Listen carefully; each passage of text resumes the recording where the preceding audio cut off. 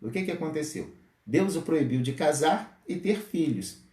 Enfim, a solidão seria uma bagagem que o profeta carregaria. Ele ficaria só. Ah, meus queridos irmãos, nós observamos qual foi a reação de Jeremias, né? O que aconteceu com Jeremias? Ele voltou-se contra Deus e começa a questionar. Começa os porquês, né? Por que é permanente a minha dor e a minha ferida é grave e incurável? Olha as perguntas. Por quê? Né? Por que te tornaste para mim como um riacho seco, cujos mananciais falham? Lá no capítulo 15, versículo 18, né? Ué, antes Jeremias havia pregado, né, que Deus era uma fonte de água viva, agora ele está dizendo que essa fonte secou, né? Como pode ser isso, né? E nesse momento, exatamente nesse momento, irmãos, que a revolta de Jeremias revela a dor da sua alma, né? Ainda que o motivo fosse a missão de fazer a vontade de Deus, sendo profeta em meio a um povo insubordinado, um povo difícil, um povo muito ruim. Nós podemos ver, meus irmãos, que até mesmo grandes homens de Deus caem. Até mesmo os homens de Deus caem, né? E se deprimem, como é o que estava acontecendo com Jeremias. Uma das respostas de Deus para Jeremias mostra que o profeta estava vivendo nem de longe se comparava com a tristeza do Criador ao ver o seu povo se comportando daquela maneira, daquela forma, né? Vamos ver o que diz lá no capítulo 12, do 7 ao 8. 12, do 7 ao 8.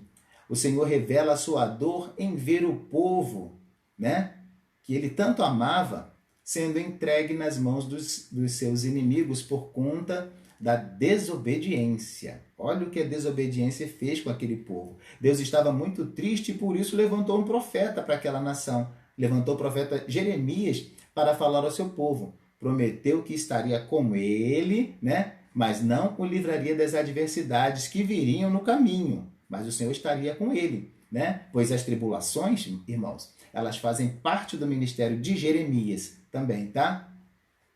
O importante é saber que como reagir a elas, né?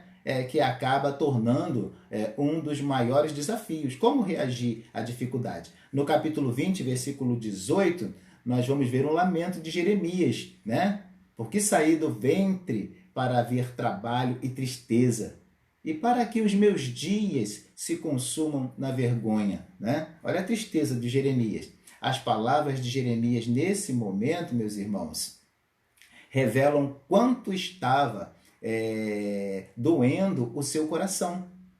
As reações do povo de Judá contra ele, tudo o que estava acontecendo, né? Aqui nós podemos aprender pelo menos duas lições, meus irmãos.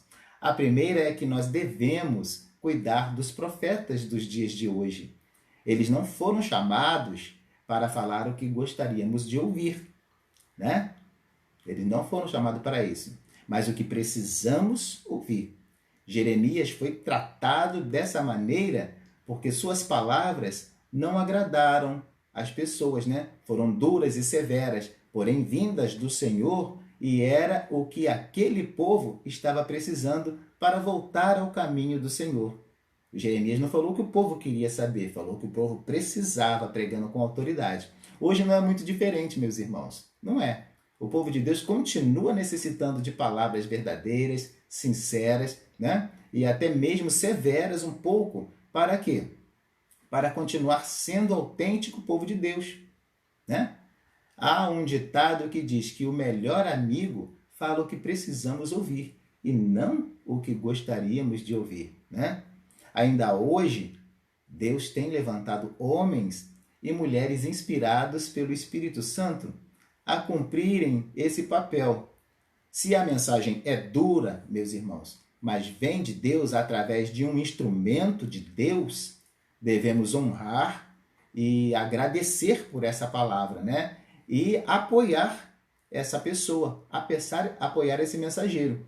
Você já pensou nisso em relação aos nossos pastores e líderes de hoje, no século que vivemos? Devemos cuidar do nosso coração de profeta. Somos chamados por Deus para levar a sua palavra e para isso precisamos estar preparados para as rejeições, né? Para rejeições e para os desafios que virão, que seguirão o nosso caminho, ainda que ficássemos sozinhos no meio da multidão. Rejeição e solidão, meus irmãos, fazem parte da nossa missão. Só não podemos esquecer o que Deus falou ao profeta, lá no capítulo 15. O que ele falou? Jeremias pergunta para Deus qual era o propósito do seu ministério, né? Muitas vezes essa pergunta não sai da nossa boca. Muitas vezes, né? Não é mesmo? Qual é a vontade de Deus para mim? Às vezes a gente fica se questionando, né? Por que Deus me levantou, né? E a resposta que Deus deu a Jeremias foi o seguinte, lá no versículo 20. No versículo 20. Serve para nós também. Serve para nós também. E eu te porei contra um povo como forte muro de bronze e pelejarão contra ti, mas não prevalecerão contra ti, porque eu sou contigo para te guardar, para te livrar, né? Diz o Senhor. Essa é uma promessa verdadeira, meus irmãos. Bem, meus queridos, estamos caminhando para o final, né, de mais uma aula. Hoje nós conhecemos um pouco, né, da história do profeta Jeremias, um líder que Deus levantou num tempo muito desafiador, né? O mesmo ser humano chamado Jeremias se mostra no ser humano que é o seu líder hoje, que é o seu pastor. As mesmas reações de Jeremias que estudamos são pertinentes a todos os líderes de hoje, né? Eles precisam de apoio, né? Precisam de pelo menos 3 coisas: compreensão, afeto e encorajamento, meus irmãos, né? Compreenda o seu líder, mesmo em suas falhas, meus irmãos, né? Esteja próximo, ame-o, mostre-se presente em sua vida, né? Se de alguma maneira, né, evitando provável solidão. Leve sempre palavras corajosas, né, de força e de simpatia pelo seu esforço em ser instrumento de Deus, né, para as nossas vidas. Pode ser que tenhamos, no nosso meio mesmo, né, pessoas, líderes, sofrendo já por essa questão da depressão e da solidão, né? E muitos cometendo suicídio, como nós sabemos, né? Fique atento, né? E distribui compreensão, afeto, encorajamento. Sejamos igreja, mas igreja verdadeira, amando, ajudando e caminhando juntos, como diz a palavra, né? Um ao outro ajudou e ao irmão disse: esforça-te. Que Deus nos abençoe e nos capacite a viver conforme a sua vontade. Ok, meus irmãos? Um grande e fraterno abraço e até a nossa próxima aula.